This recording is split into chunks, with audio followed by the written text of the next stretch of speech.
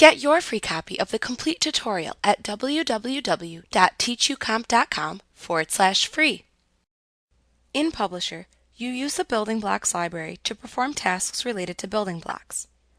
This dialog box allows the user to insert, edit the properties of, or delete existing building block content that you have created. You access this dialog box by clicking the Insert tab in the ribbon, and then clicking the Page Parts button.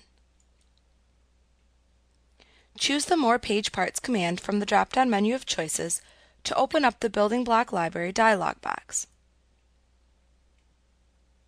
This shows a listing of the building blocks that you can use.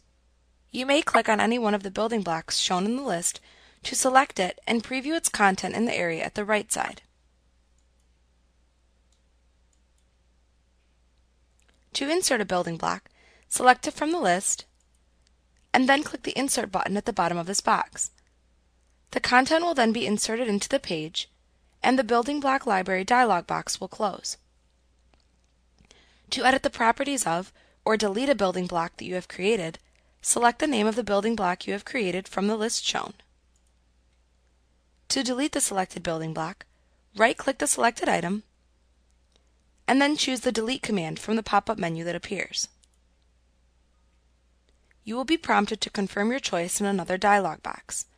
Click the Yes button to delete the selected building block. If you deleted a building block, the dialog box will remain open.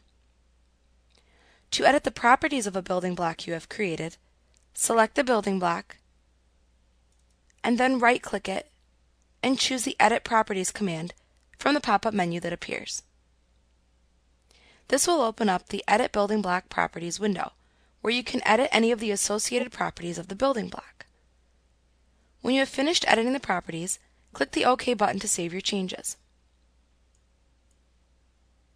Once you are finished with the Building Block Library dialog box, you can click the Close button to close it and return to your publication. Note that you cannot delete or edit the properties of any building blocks that you have not created. If you try to right-click on a building block you have not created, a pop-up menu will not appear as you cannot edit the built-in building block content. You can also insert a building block by clicking the desired type of building block to insert from the buttons shown in the Building Blocks button group on the Insert tab in the ribbon.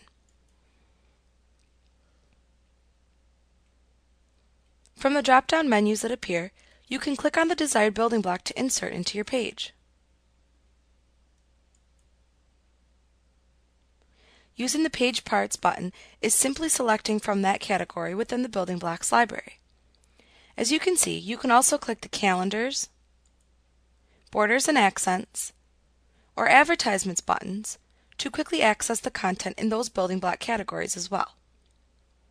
Also note that you can click the Show Building Blocks Library button that appears in the lower right corner of the Building Blocks button group on the Insert tab in order to open up the Building Block Library dialog box.